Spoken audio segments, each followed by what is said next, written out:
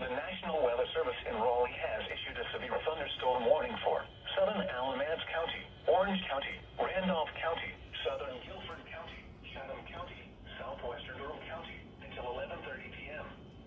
At 10:45 p.m., severe thunderstorms were located along a line extending from near Mebane to 8 miles south of Graham to 14 miles northwest of Siler City to 7 miles west of Randleman, moving southeast at 25 miles per hour.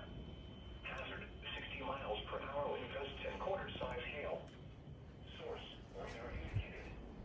Impact, hail damage to vehicles is expected. Expect wind damage to roofs, siding, and trees.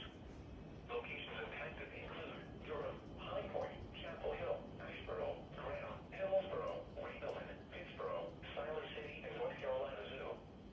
For your protection, move to an interior room on the lowest floor of a building.